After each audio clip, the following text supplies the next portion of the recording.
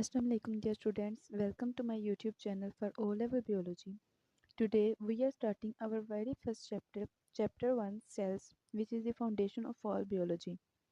Before we begin the chapter content, let me explain how this book will help you and how you should study from it. This book is specially designed for Cambridge O-level biology and it has some important features to guide your learning. Here the first is focus box. Each chapter starts with a focus box. This tells you what you are going to learn in the chapter and so you know what to expect. After the focus, next is focus point. Then we have focus points. These are the bullet points that show the main topics you will study in the chapter. They explain you understand the learning objective clearly. Next is key definitions. These explain important scientific words that are required by the syllabus. You must learn these definitions properly for exams. There are the practical workboxes in the book. These tell you about important practical skills and experiments related to the topic. Worked example.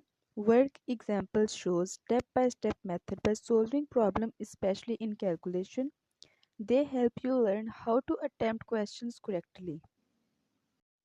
After this, there is test yourself. The test yourself questions appear in the middle of the chapter. These help you check your understanding as you study. Next is going further.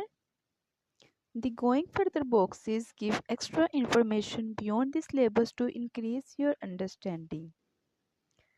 After this, here is the checklist. At the end of the chapter, there is a revision checklist. This helps you revise what you have learned before moving to the next chapter. And here, the last one is exam style questions. Each chapter ends with exam style questions. These prepare you for the type of questions you will see in your O-level exams. Now let us move to chapter 1 cells. In this chapter you will learn the structure of animals, plants and bacterial cell, the function of different cell parts, the difference between plants and animal cells, specialized cells, level of organization. By the end of this chapter you will be able to understand how living cells are made from tiny units called cell. Cell is known as the base of biology. Before we study organs and systems, we must understand the concept of cell. That cell is the smallest living unit. By the end of this chapter, you will be able to define a cell, explain what a section is, differentiate between longitudinal and transverse section, understand how cells are studied under a microscope. So let us begin. So here the first question is, what is cell?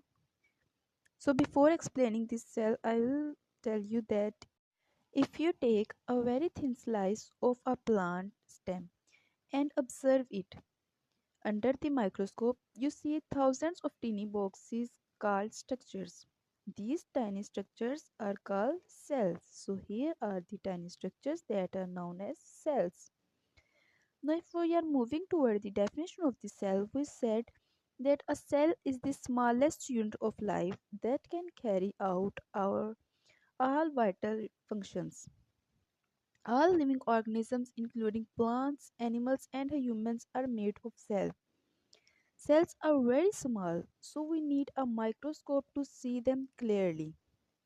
Here, there is the size of cells that they say that we can't see cells without the help of microscope.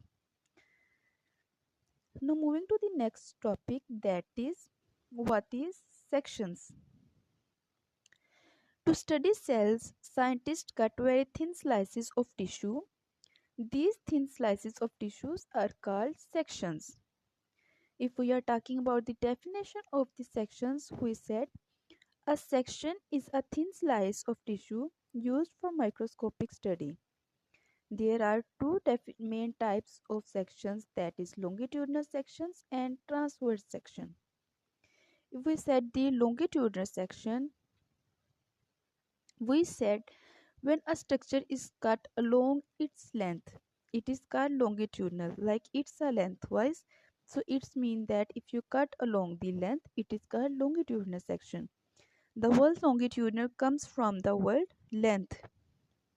Next is when a structure is cut across the structure, it is called transverse sections. So the word transverse mean across. This is the structure, and if it cut across the structure, it is called the stem transverse section. Here are the two most important points for your exam, that longitudinal mean lengthwise cut and transverse mean crosswise cut. Okay.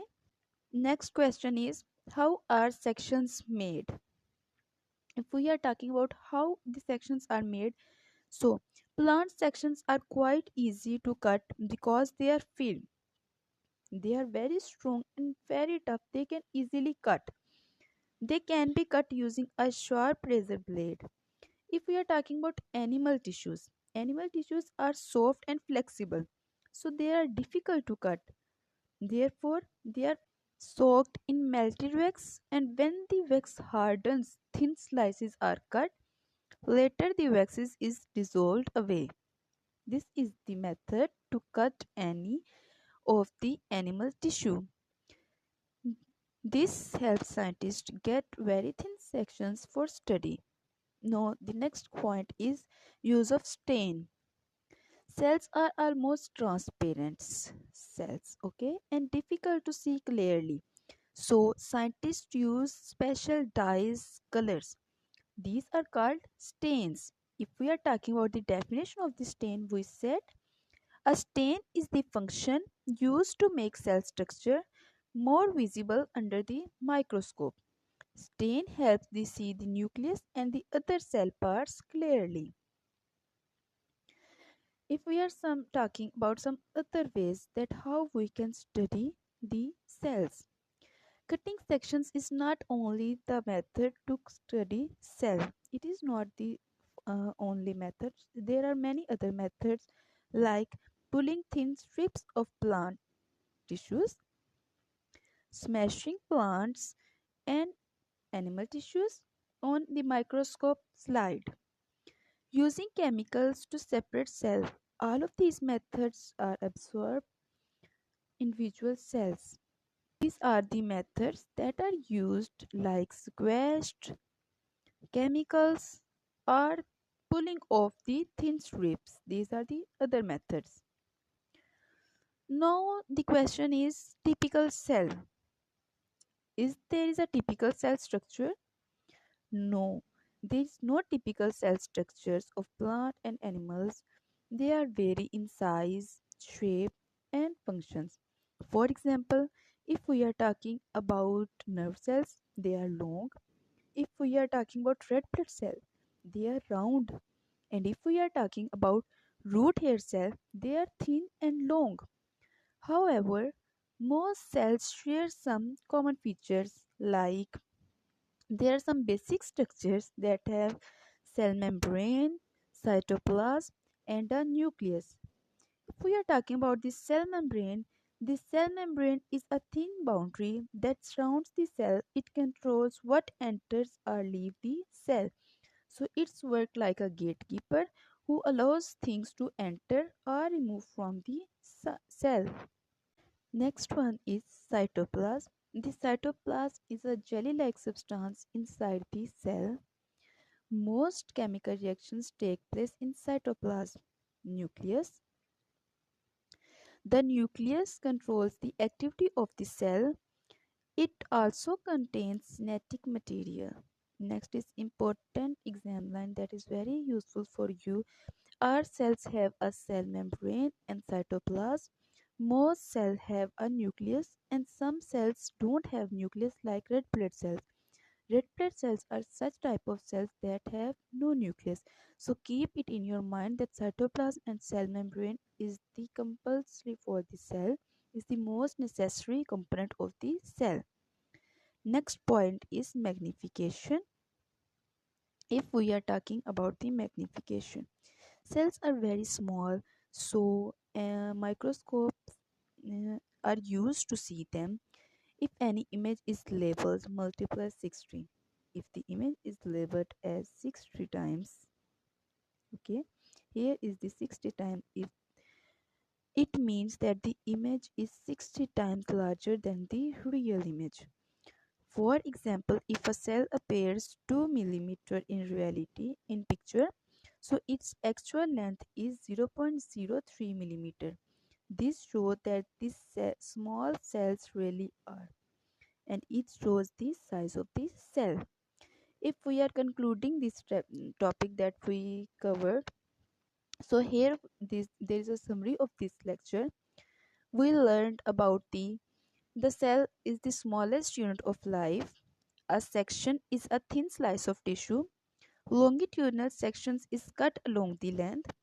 Transverse sections is cut across the structure. Cells are stained to be seen clearly.